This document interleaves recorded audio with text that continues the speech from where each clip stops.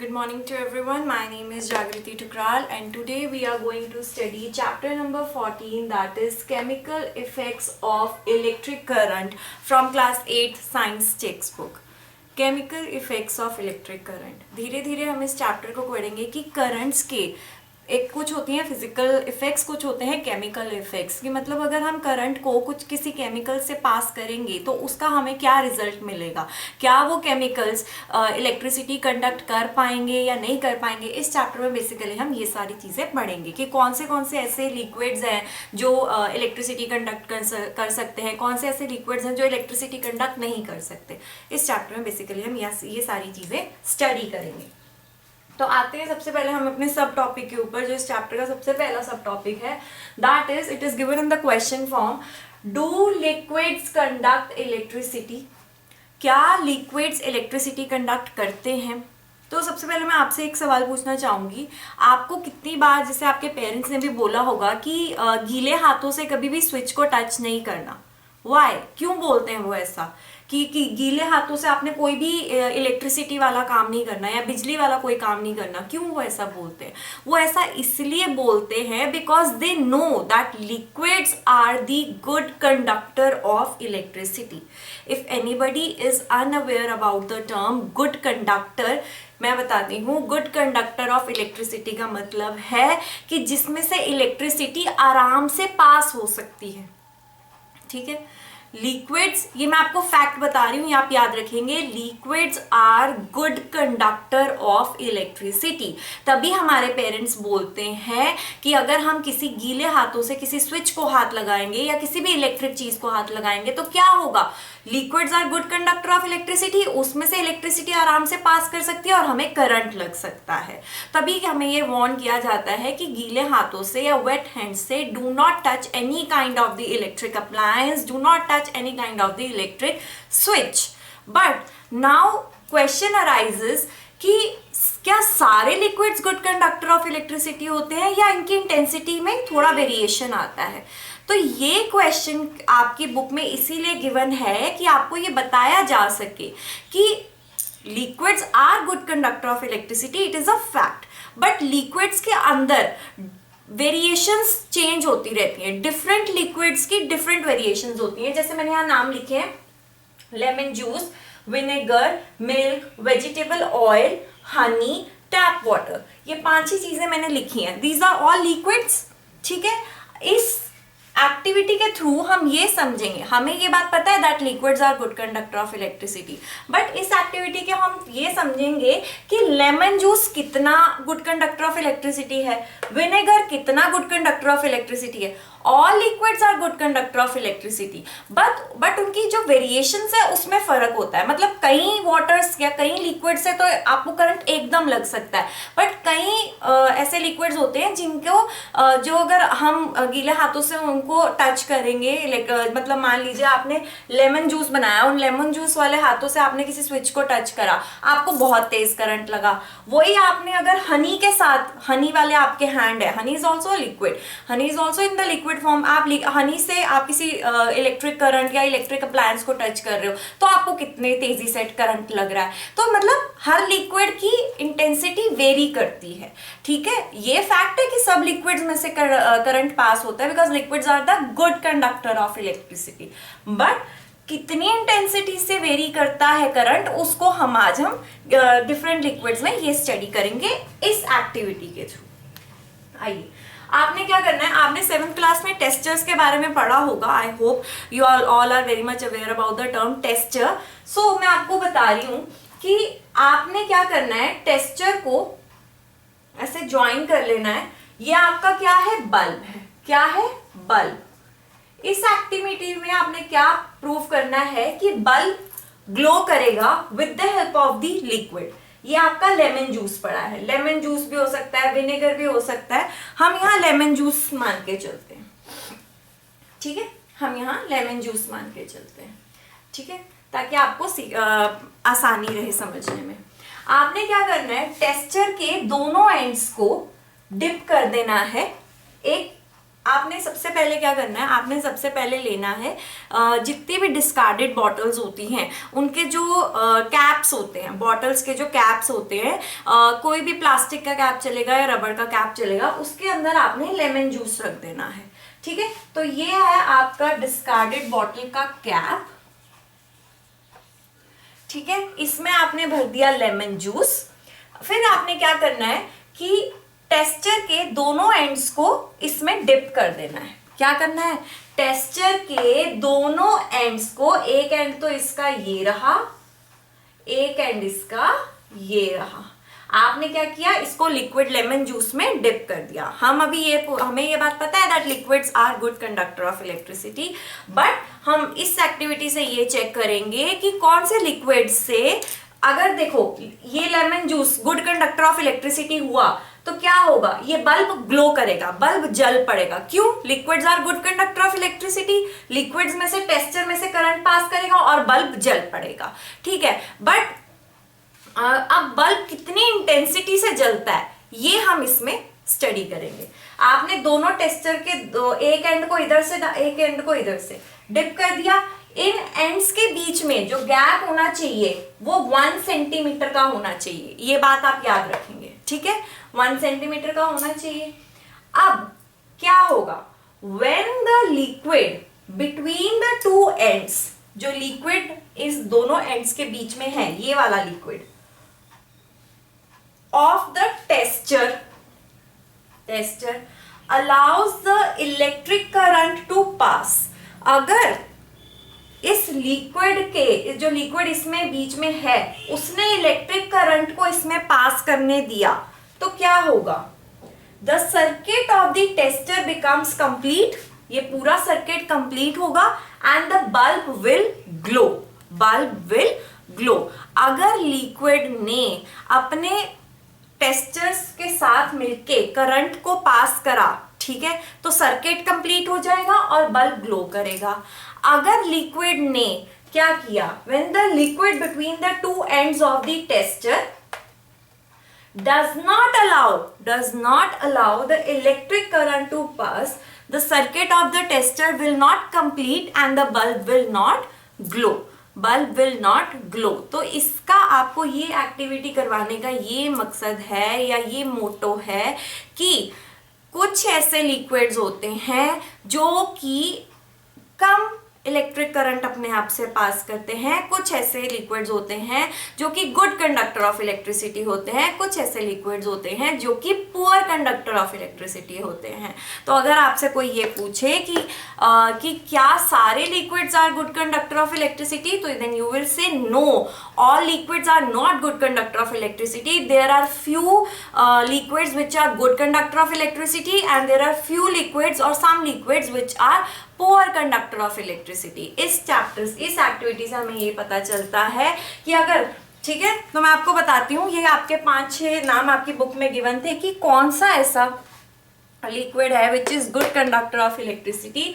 सो lemon juice ने क्या किया, लेमन जूस ने बल्ब को ग्लो करवाया। So lemon juice is a good conductor of electricity, then we will say yes, lemon juice is a good conductor of electricity. Vinegar is also a good conductor of electricity. Yes, milk is it is a good conductor of electricity. Vegetable oil, yes, it is a good conductor of electricity. Honey, no, honey is not a good conductor of electricity. Why?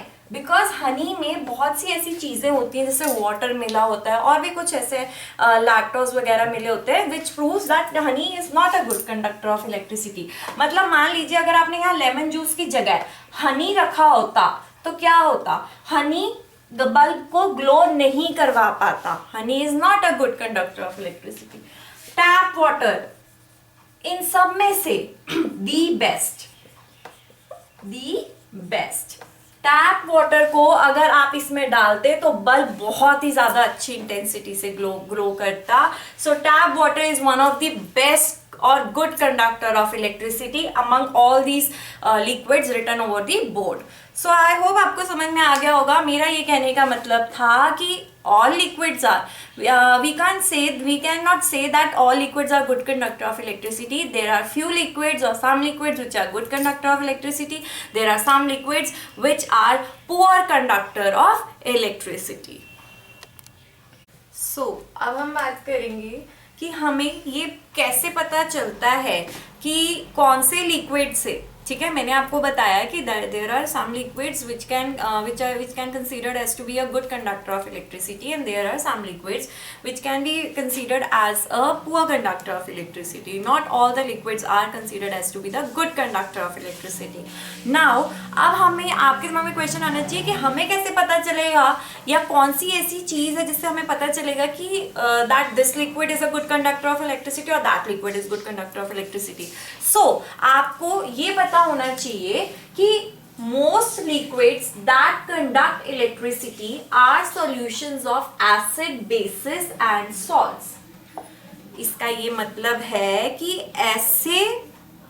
ऐसे मतलब जब scientist ने इसको test किया कि हमको कैसे पता चलेगा कि कौन सा liquid good conductor of electricity है, तो उन्होंने सारे गुड कंडक्टर्स ऑफ इलेक्ट्रिसिटी को अपने सामने रखा और उन्होंने एक चीज सारे लिक्विड्स में ये पाई कि जितने भी liquids that are good conductor of electricity, those liquids are the mixture of और solutions of acid, bases and salts. कहने का ये मतलब है कि ऐसे जो लिक्विड्स हैं which are considered as to be the good conductor of electricity, वो मिक्स और सोल्यूशन होते हैं। बेसिकली वो सॉल्यूशंस होते हैं किसका, या मिक्सचर होते हैं एसिड, बेसिस एंड सॉल्ट्स का। ऐसा liquid which is a good conductor of electricity, आप उसकी पहचान कैसे करोगे?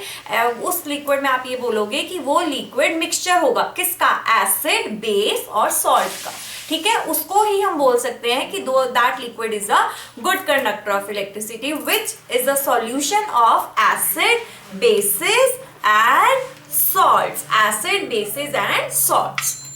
आई होप आपको ये समझ में आ गया होगा। अब हम आते हैं अपने नेक्स्ट सब टॉपिक पे, that is chemical effects of electric current, जो कि आपका चैप्टर का टॉपिक भी है, नेम भी है, that is chemical effects of electric current. आइए पढ़ते हैं। The passage of an electric current through a conducting liquid, ठीक है, causes chemical reaction. The passage of an electric current, जो रास्ता बनता है इलेक्ट्रिक करंट का थ्रू अ कंडक्टिंग लिक्विड, मतलब हमें ये बात पता है कि there are few liquids which are good conductor of electricity. So वो जो पैसेज बनता है इलेक्ट्रिक करंट का ऐसे कंडक्टिंग लिक्विड के थ्रू, ठीक है, वो क्या करता है, वो शो करता है कुछ केमिकल रिएक्शन। जब एक कंडक्टिंग लिक्विड के थ्रू कोई इलेक्ट्रिक करंट पास होता है तो वो उस वाटर में क्या बना देता है, केमिकल रिएक्शन। उस लिक्विड में क्या बना देता है, जब एक लिक्विड से करंट पास करता है and that liquid is a good conductor of electricity, तो क्या होता है, वो केमिकल रिएक्शन बना देता है and the resulting effects are called as the chemical effects of electric current. और जो हमारे पास रिजल्ट निकलता है, बल्ब ग्लो करता है, मैंने आपको बताया था, तो वही हमारा क्या है, chemical effects of electric current. जब करंट एक कंडक्टिंग लिक्विड से पास करता है तो वो केमिकल रिएक्शन बनाता है, और जो केमिकल रिएक्शन से हमें इफेक्ट मिलता है, मान लो हमने इलेक्ट्रिसिटी पास करानी थी, हमने बल्ब ग्लो करवाना था, तो जब वो बल्ब ग्लो करा तो क्या हुआ, जब वो बल्ब ग्लो करा तो क्या हुआ, that is called as the chemical effects of electric current. मतलब करंट ने अपना काम दिखाया, अपना इफेक्ट दिखाया और बल्ब ग्लो किया, तो यही तो है chemical effects of electric current. तो आई होप आपको आपका टॉपिक का मेन जो टॉपिक था वो आपको समझ में आ गया होगा, that is chemical effects of electric current. आते हैं नेक्स्ट टॉपिक के ऊपर, सब टॉपिक के ऊपर, that is electroplating. One of the most important subtopic given in this chapter is electroplating. कि क्या होता है इलेक्ट्रोप्लेटिंग, आइए समझते हैं एक एक्टिविटी के थ्रू। आपने एक बैटरी लेनी है, ठीक है, आपने एक बीकर लेना है, उसके अंदर आपने कॉपर सल्फेट सोल्यूशन डालना है। कौन सा सोल्यूशन डालना है? Copper sulphate solution. कॉपर की जगह आप आयरन वगैरह कुछ भी ले सकते हो, बट कॉपर से इजीली इलेक्ट्रोप्लेटिंग का कंसेप्ट आपको समझ में आ सकता है। मेटल लेना है, बेसिकली कोई भी मेटल लीजिए आप, ठीक है। एंड आपने मान लीजिए फॉर एग्जाम्पल कॉपर लिया, और आपने सॉल्यूशन भी वही लेना है, that is copper sulphate solution. कौन सा सॉल्यूशन लेना है? कॉपर सल्फेट सॉल्यूशन, ठीक है। Beaker should be of around 10 centimetre to 4 centimetre, यही आपकी बुक में गिवन है। 10 सेंटीमीटर से 4 सेंटीमीटर का बीकर लेंगे, उसमें कॉपर सल्फेट सॉल्यूशन डालेंगे। ये जो आपके टेस्टर के एंडिंग्स वाले हैं, इसमें आपने क्या करना है? कॉपर की प्लेट्स को अटैच करना है। किसको अटैच करना है? कॉपर की प्लेट्स को अटैच करना है, और मतलब ऐसे अटैच करना है कि उनमें डिस्टेंस होना चाहिए, उनमें गैप होना चाहिए, और ये लिक्विड्स आपके कॉपर सल्फेट सॉल्यूशन का होना चाहिए। क्या होगा? जैसे आप डिप करोगे, इलेक्ट्रिसिटी रन करेगी, ऑब्वियसली करंट रन करेगा। करंट को आपने पास करना है 15 मिनट्स के लिए। 15 मिनट्स के लिए आपने पास करना है। उसके बाद आपने करंट स्टॉप हो जाए, करंट स्टॉप कर देना है। फिर क्या करना है? आपने प्लेट्स बाहर निकालनी है। जब आप प्लेट्स, ये वाली प्लेट्स, कॉपर की जो प्लेट्स हैं, आप देखोगे कि कॉपर प्लेट्स जब आप बाहर निकालोगे, उनके ऊपर एक लिक्विड की कोटिंग हो रखी होगी, उनके ऊपर एक लेयर की कोटिंग हो रखी होगी। क्यों हुई है लेयर की coating? This is called as electroplating. जब आप किसी मेटल को इलेक्ट्रिक किसी सॉल्यूशन में डिप करके उससे करंट पास करवाते हो, तो क्या होता है? जब आप ये सब चीजें करते हो तो क्या होगा? उस पे एक कोटिंग हो जाएगी, and that coating is called as electroplating. Electro का मतलब होता है करंट पास करना, और प्लेट्स के थ्रू आप इसे पास कर सकते हो, ठीक है। The process of depositing a layer of any desired metal on another material. दोबारा से पढ़ते हैं। The process of depositing a layer of any desired metal on another material by means of electricity. Electricity, why we are saying electricity? Because electric current pass कर रहा है. So this process is called as electroplating. यहाँ आपका ये chemical effects of electric current का chapter होता है खत्म. If you really like this video, please like, share and subscribe to my channel. Thank you very much.